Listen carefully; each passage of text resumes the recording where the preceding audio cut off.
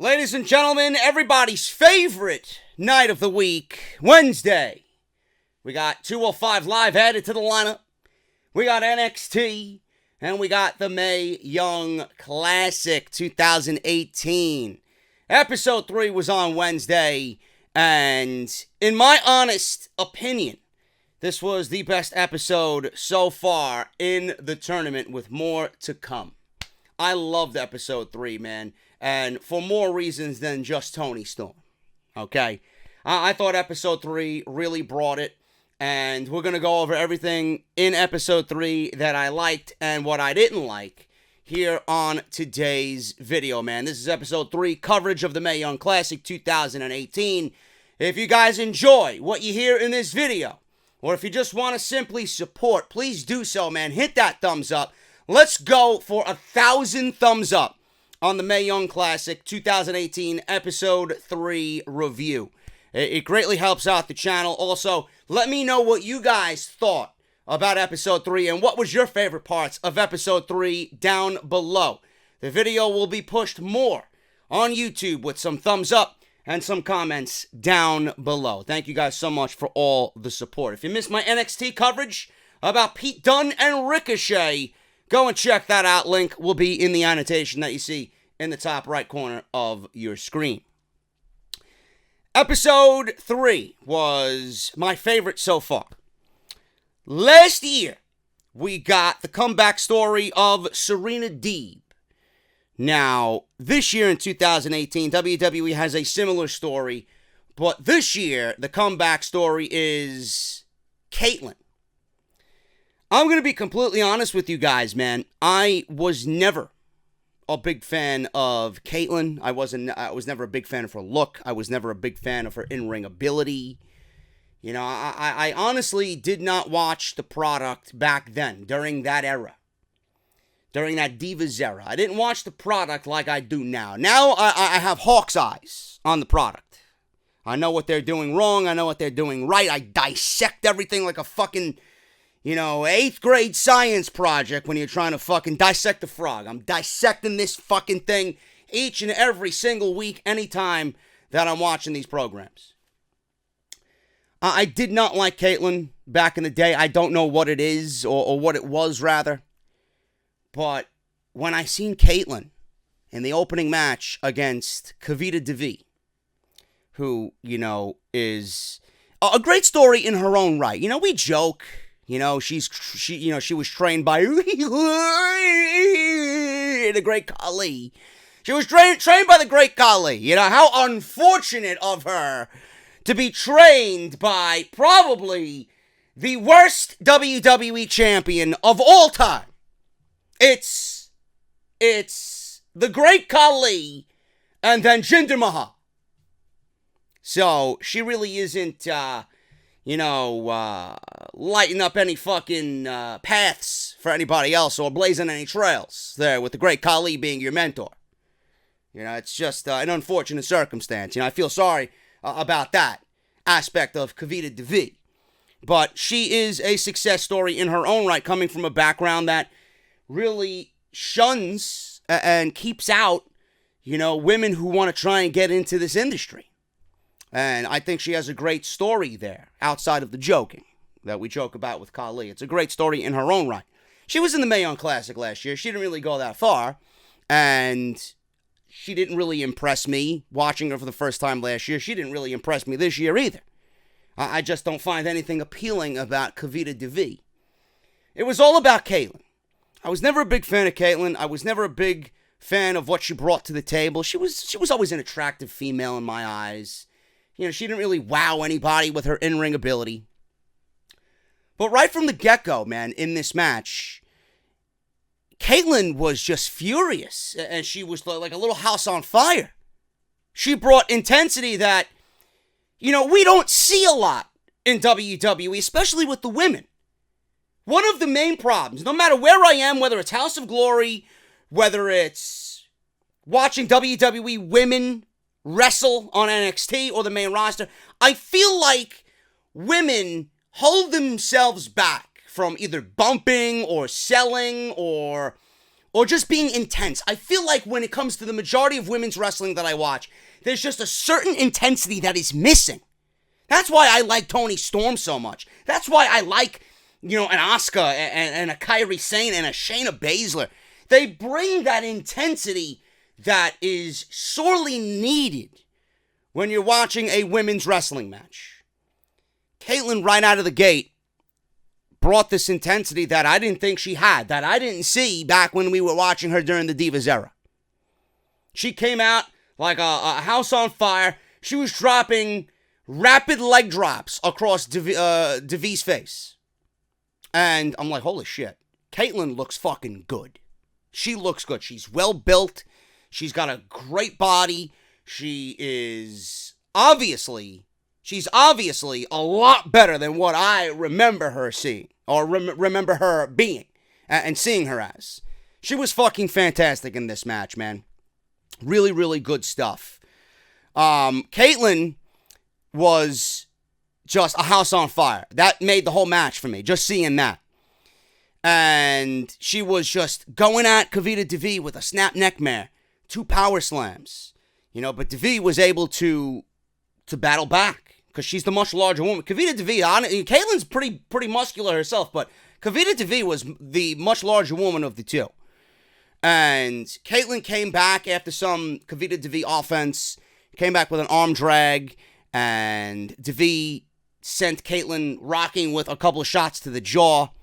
Kaitlyn responded with a shoulder tackle, knocking Devi down. And she was ultimately able to become victorious here with a cannonball spear. And I'd like to welcome Kaitlyn back to the WWE, man. If WWE is not looking at Kaitlyn, after what we've seen in this opening match, I'm very much looking forward to see how she ranks in this tournament. Because by the way she looked here, there's no doubt in my mind that WWE, has her advanced to the semifinals. I think that was a great comeback story on episode 3 for Kaitlyn. Whether it's on Monday Night Raw, SmackDown Live, I don't really care about those women's divisions. I would not want to sign Kaitlyn and put her back on Raw or SmackDown. She would get lost in the shuffle and nobody would know how to use her. I would love to see Kaitlyn actually down in NXT. I would really like to see Kaitlyn back in WWE performing for NXT. I think she has the intensity that is perfect for NXT. She's got a great look. I think she's fantastic. She looked great. She made the whole episode for me outside Toni Storm.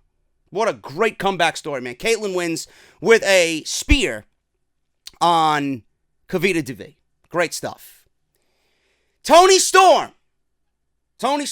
Somebody has to slip into Toni Storm's DMs and slide her my digits. Somebody. Please? Anybody? I'm just kidding. Yes, Toni Storm is my favorite. Toni Storm is my pick to win this tournament. Toni Storm was actually my pick to win last year's tournament after watching her. Toni Storm is great. Okay? If you guys don't know anything about Toni Storm, she is 21, 22 years old. She has so much charisma and so much personality that it is almost humanly impossible to not fall in love with this woman. She reminds me of Shawn Michaels. She reminds me of Bret the Hitman Hart. And those are two of the best wrestlers in the history of this company. She reminds me of Shawn Michaels because she has that Shawn Michaels-like charisma. She comes out, very rocker-esque with the leather jacket and the backwards baseball cap and the sunglasses and doing the devil horns, And she's got that great old-school rock and roll theme music, The commentary team mentioned that, she's a big fan of rock and roll and she's got that Motley Crue inspiration behind her gimmick and her character. But that's not what sells me on Toni Storm. What sells me on Toni Storm is the way she sells and her mannerisms and the way she makes you believe in the story that she's telling in the ring. Bret Hart had this ability to tell a fucking amazing story by getting his ass kicked every single fucking time you watch this guy wrestle. Whether it was against a Bam Bam Bigelow, or a Mr. Perfect, or a Yokozuna, or Shawn Michaels, Steve Austin. It could be anybody. The Undertaker. Could be anybody he's in the ring with. Owen. Some of the greatest matches he had was with Owen Hart. You know, Razor Ramon. The guy had a fucking unbelievable ability to tell a story, a great story, through his selling and his body language. And that's something that I always picked up on. And I noticed that with Toni Storm. There's a certain intensity when Toni Storm is on offense, but more so when she's on defense and she's taking a beating from somebody. How physical Toni Storm is and the way she bumps. You know, all this plays into just a great fucking character. I look at Toni Storm and I look at somebody that could undoubtedly carry a women's division. She literally has the makeup of everything you want in the perfect professional wrestler when it comes to a woman. Absolutely fantastic. And that's the one thing I love about Toni Storm so much. That she's got that Shawn Michaels-esque charisma and personality, but she's also got that Bret Hart-esque quality where everything she does just makes you fucking want to back her 100%, man. That match with Shayna Baszler during night 2 of the UK Championship Tournament that we seen earlier this year was phenomenal. If you guys need to go back and reference what I'm talking about, that is the best thing I could possibly point you to. I could guide you to, as far as what I'm talking about, as Toni Storm just selling. And that's why I love her so much, man. She went up against someone that, for the first time, I'm seeing in Jinny. Now, Jinny is signed with the WWE. She's from the UK. She is going to be a part of NXT UK. And she, in her own right, is fantastic, man. She is very intense. And I don't know what type of character portrayal she is, but whatever she's doing is absolutely working, man. She has this I'm better than you type attitude, this bitch-like fucking attitude, down packed. She is so great, man. And she herself is fucking physical as well. You know, she's very tall and lanky, but don't let her look. You know, at first glance, you might think she's a pushover. Oh, she's too tall, she's too skinny. She could fucking throw down. She could throw down. And this was a great fucking match, man.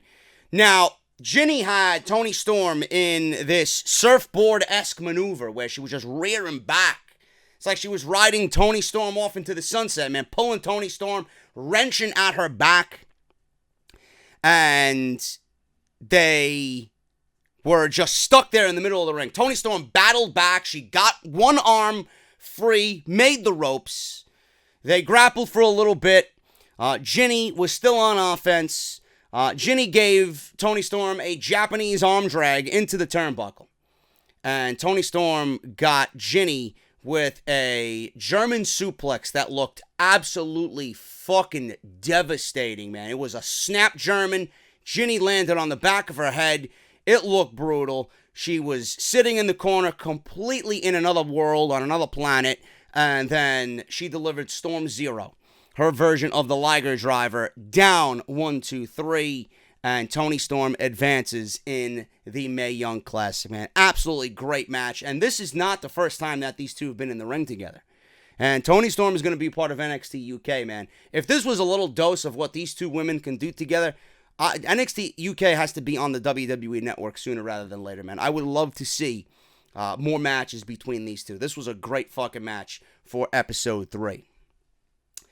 Karen Q versus Xia Li.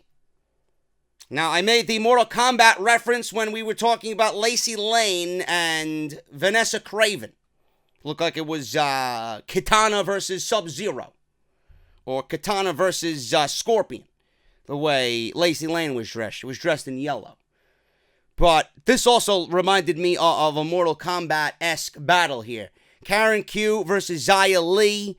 They were both dressed as Mortal Kombat-esque characters. And when I first seen this match, I was about to just, you know, not shut it off, but just kind of turn my head away as this match to me really didn't offer any. I didn't really know anything about these two women. And I'm watching this, and I'm watching this, and I'm watching this, and these two women right from the get-go, they kept a nice momentum. They really kept a nice momentum for this match. And for two women that I really wasn't all that familiar with, they brought you to a decent fucking match here. Now, NXT's signee, Xia Li. And I didn't know that. I didn't know that Xia Li had signed with NXT. She was battling Karen Q, who is a Chinese-American gymnast, coincidentally from New York City. Xia Li got the upper hand early, takedown. Xia Li is a master of Kung Fu. And she was able to dominate Karen Q quite easily, but Karen got Xia Li with some kicks and some slaps to the face before slamming her into the top turnbuckle.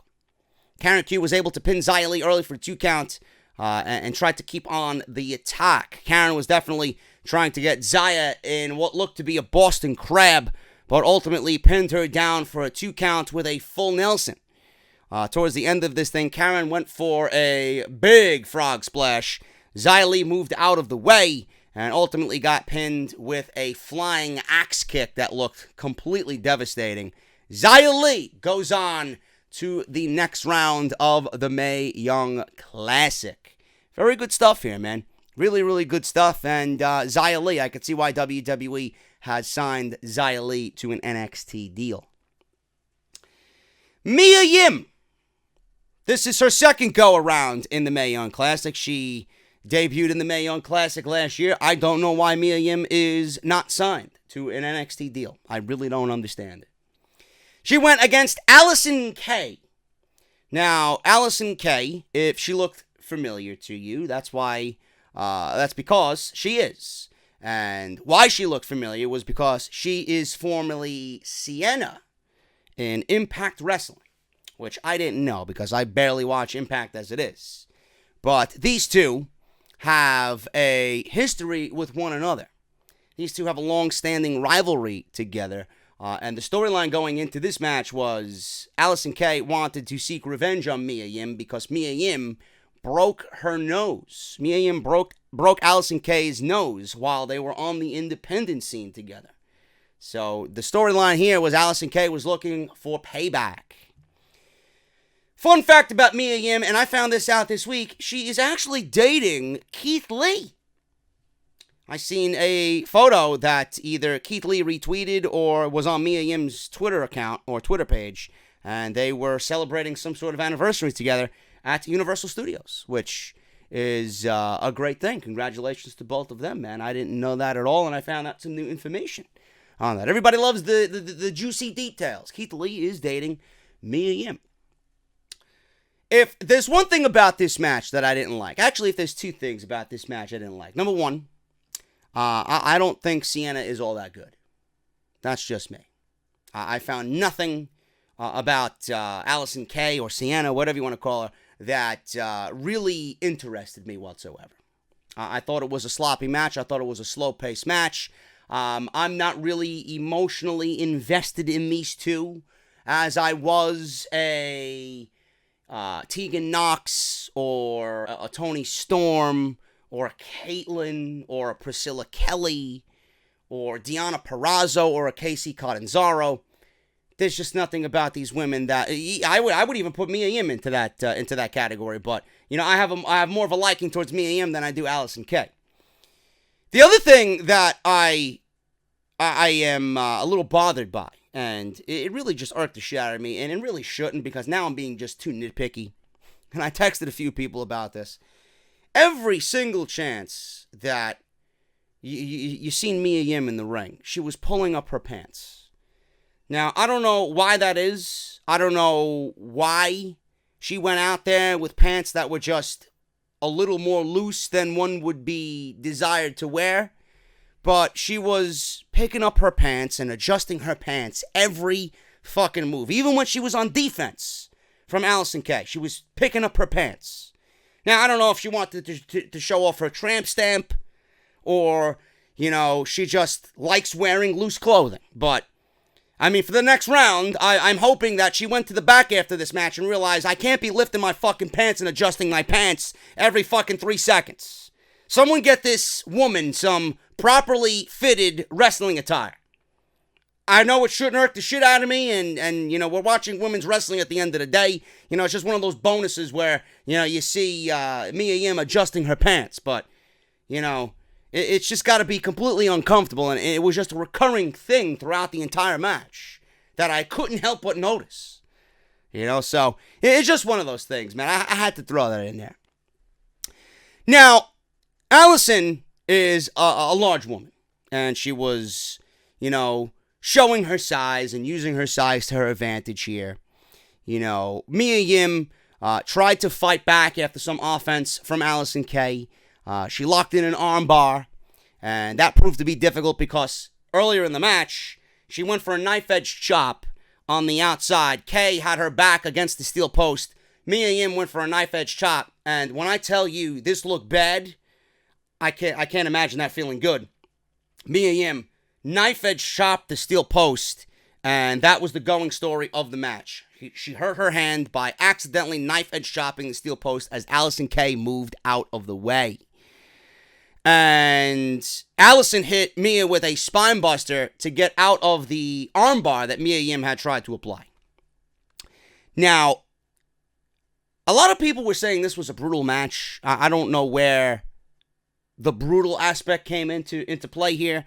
Was it physical? Yes, because they played up the aspect of Mia Yim breaking Allison Kay's nose. So they wanted that intensity there. But to me, I didn't really find the match all that enjoyable, to be honest with you. They definitely have a grudge against one another.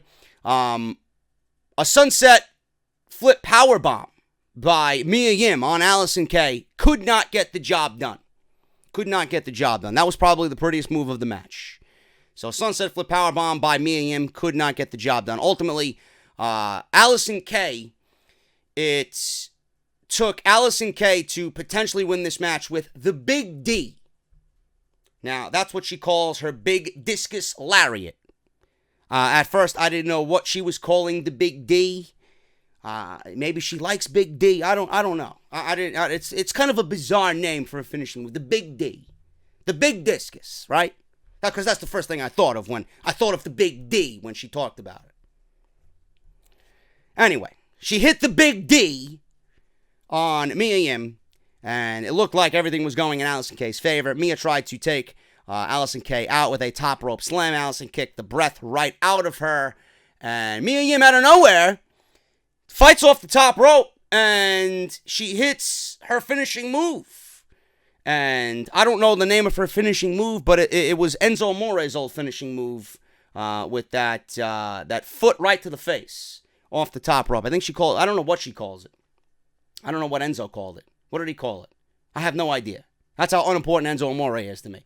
But it was that foot right to the face, that arm drag foot combination right to the face. I don't know what the fucking move's called. You got to forgive me. But Mia Yim wins the match here, and she advances to the Mae Young Classic. Second round here in 2018, man. So, Mia Yim looked good. Don't really care too much for Allison Kay. And we got one more episode, and that will conclude the first round matches. We have yet to see Io Shirai. We will see her next week, and I don't know who she's going up against, but this is another thing that I'm very much looking forward to, because realistically, I haven't paid much attention to her on the indies when she was doing her thing over at Stardom and anywhere else that she wrestled. But this will be my first taste of Io Shirai in the Mae Young Classic for 2018, man. So Mia Yim advances along with Toni Storm, Xia Li, and the returning Kaitlyn, who is looking to be the Cinderella story of the 2018 Mae Young Classic. Toni Storm is still my favorite. Let's go, Toni. And that concludes your Mae Young Classic Episode 3 coverage, man. I'll see you right back here for Episode 4 next week. Thank you guys so very much for everything. Like I said, if you enjoyed the video and my take on the Mae Young Classic, hit that thumbs up. Follow me on social media, at JD from NY206. Leave a comment down below and subscribe. Hit that subscribe button and turn on that bell for all notifications. Now, I'll see you guys later today with part number 1 of Off the Script for episode 240. Until then, have a great Friday, and I will see you guys later tonight for Off the Script.